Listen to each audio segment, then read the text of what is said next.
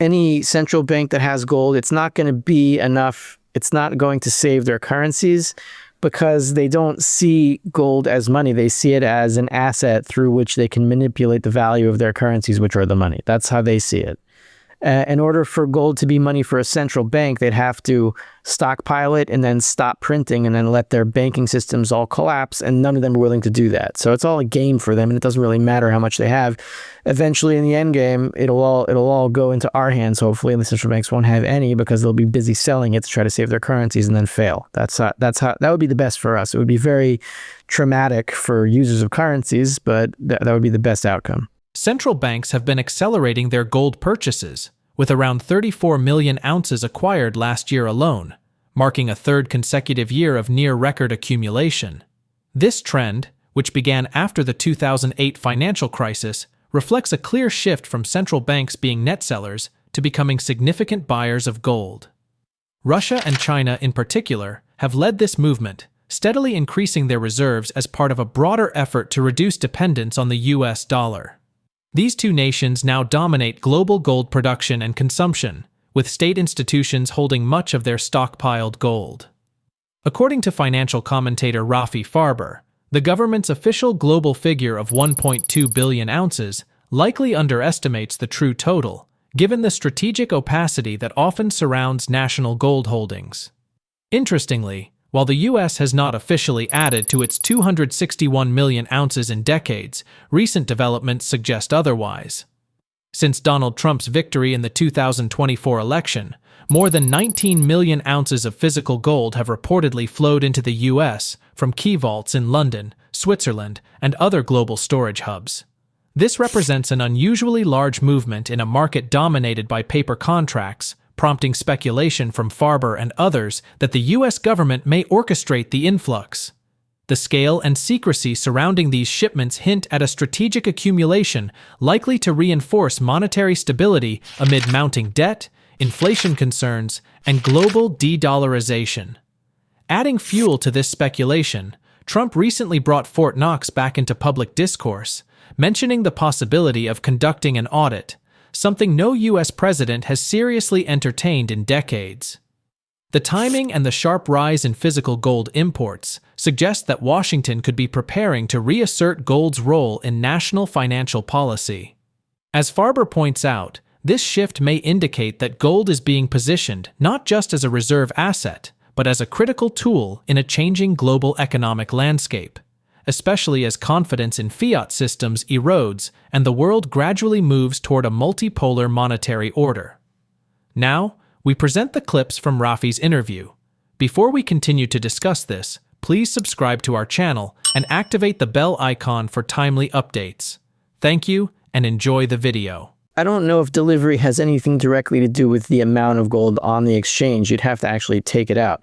Because delivery, I mean, I've done delivery before. I've gotten physical delivery, but the word is kind of false. It's not physical delivery. It's sort of physical delivery in the sense that you have, instead of the notional right to, let's say, 100 ounces of gold in the ether, you have a right to one specific 100-ounce bar, which they could say, well, it's that one with that serial number, so there's your physical delivery, but you can't get it unless you are you have like $1 million in liquidity and you have special permission and you're connected to a bullion bank or whatever it is. It's possible. It's just not for retailers. The physical delivery has to do with warrants being exchanged. It doesn't have to do with gold leaving any of the vaults. But that could happen. I mean, deliveries could correlate with the supply going up or down. It just doesn't have to. So right now, what I've seen is that the gold supplies, meaning the amount of bars that are in either eligible or registered, they hit a high mark. I think it was like 42 million ounces, maybe 43, something like that. I could be off by a few million, but the point is, wherever it is, it's been edging down slightly now. So either they're being pulled out of the vaults or they're going back to the UK or to Switzerland. I don't know. Looking at that directly right now, I was curious because I wanted to see how high they would go, and I think it has to do with tariffs, because in the atmosphere of uncertainty, nobody knew for sure if gold bullion was going to be tariffed.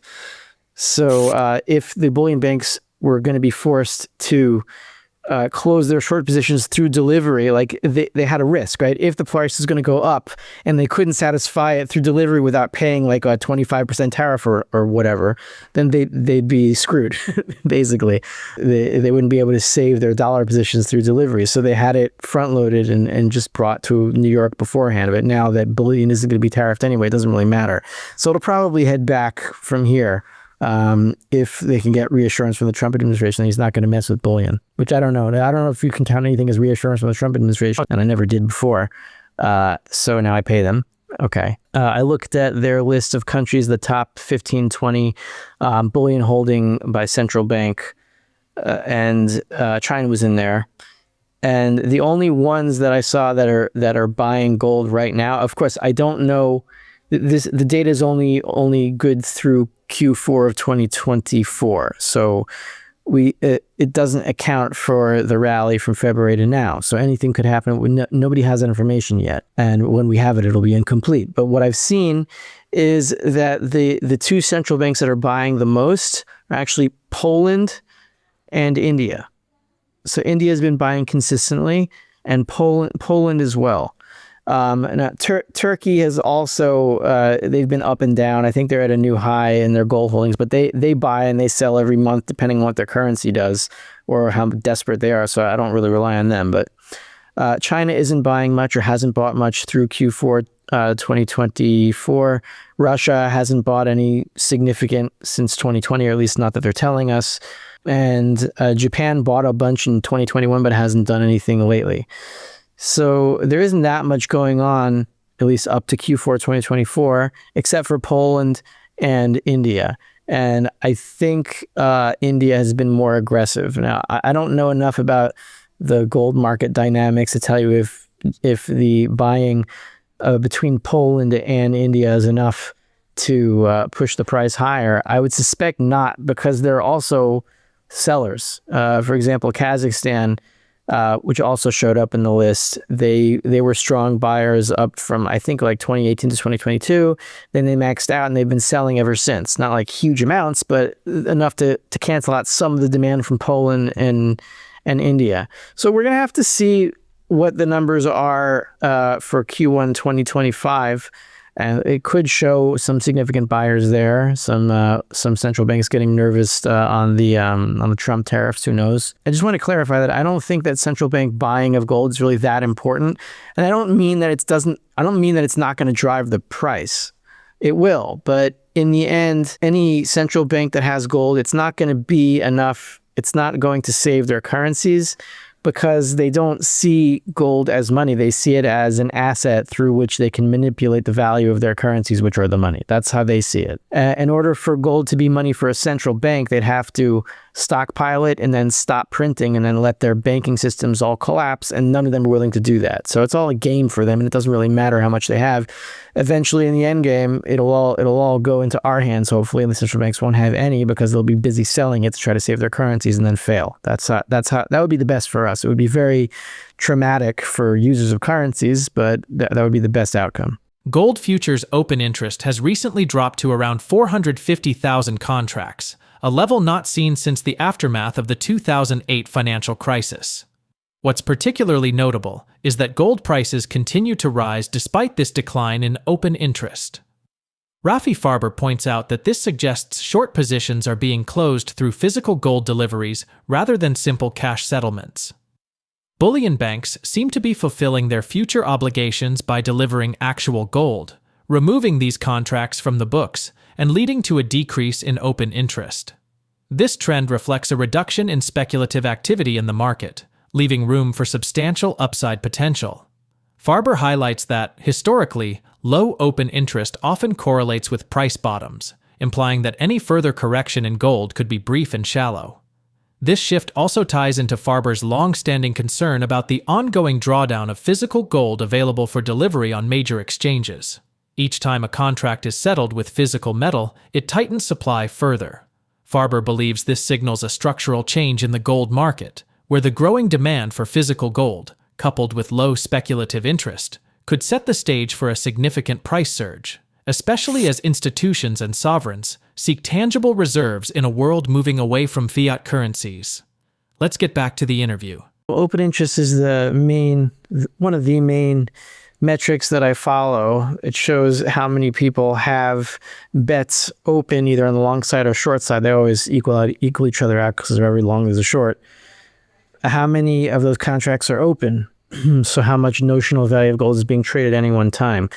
And the lowest that we've gotten post 2008 itself, the dip of that crisis, I think it went down into 300,000s and maybe in the high 200,000s, if I remember correctly. I don't remember exactly. But the lowest that we've gotten since then has been about 400,000. And we're just above that now at about 450, 460, something like that. And that's a very low number. Before this rally, you could say it started in January, February. If you look at the interplay between price and open interest, usually they go up together and down together, and then open interest resets, and then you start another rally. It's like, a ratchet. So the price keeps going up, but as it goes up, open interest goes up, and then open interest goes down again, and the gold price goes down a little bit, but then ratchets up again to go higher. It's that sort of movement. And so when we see something like open interest falling, 100,000 contracts, 150,000 contracts, I don't know exactly how much it's fallen since January, something around there, but the price going higher anyway, that means that the shorts are closing their contracts, they're buying back their short positions, either with dollars or with deliveries. Right? They can close their contracts by delivering gold, and their dollar positions don't really change. So that's what the bullion banks do. So that's how they hedge, right? So if they're short a contract, doesn't mean they're shorting gold outright. It means they're shorting the futures, and then they bought the physical somewhere. And I think that's where the deliveries come in, right? It's the bullion banks that are delivering gold into their short positions so that it doesn't really affect their accounting. They can do that as long as there's enough gold to do it, and so far there is. So I think the fact that open interest is so low, and a lot of it is down because of these deliveries, every time a contract is delivered, that open interest is erased. That means that the amount of speculation in gold futures now, not for delivery, but just to speculate on the price, is very low. Otherwise, open interest would be higher. And because it's so low, that means that there's room for it to move higher because the speculators that drive price on the margins are not in the market right now. They're gone. I think they were in a little bit when we hit 3,500, but even then, open interest was still pretty low. I mean, we can get as high as 600, 650,000 before it really gets into the nosebleed section. The highest we ever gotten was right before the 2020 COVID crisis. I think around January, February 2020, it was like 850,000. That's abnormal, but a high number would be around 600,000. We're nowhere near that. There's plenty of room to run in the rally. So then I would say for that reason that if there's going to be a further sell-off in gold, it will either be shallow in price, meaning it won't go much lower than it is now, or, you could have a very brief blip, I don't know, I'm just saying a number just to pick a number, 3,000 or whatever, which used to be, a big high watermark a few weeks ago, and now it's like, oh my God, 3,000, gold's crashing. So, everything's changing so fast now in our retail. You can't keep up with the reality. Yeah. So that could happen, but if it does happen, that would be the bottom, and then we'd be on our way up. So either short in any continued correction for would be short in time, or shallow in price. That's what I would speculate. Central banks have long seen gold reserves as a vital form of economic insurance, especially during currency crises or geopolitical instability. The United States stands far ahead in this regard, holding more gold than any other nation, more than twice the reserves of Germany, cementing its long-standing dominance in the global financial system. Between 2022 and 2023, central banks collectively made their largest gold purchases in over 50 years. Countries like Poland and Turkey notably expanded their reserves, reflecting growing fears of potential sanctions, currency manipulation, and concerns over debt sustainability. These nations increasingly turn to gold as a hedge against unpredictable economic forces, seeing it as a secure asset in a world where traditional financial systems are under increasing pressure. This surge in demand underscores a broader shift in how countries approach their economic security in a rapidly changing global landscape. That's it for today. Share your thoughts on Rafi's analysis in the comments section below. If you find this video informative, don't forget to support and turn on notifications to stay informed about our latest videos. See you in the next video. Thanks for watching.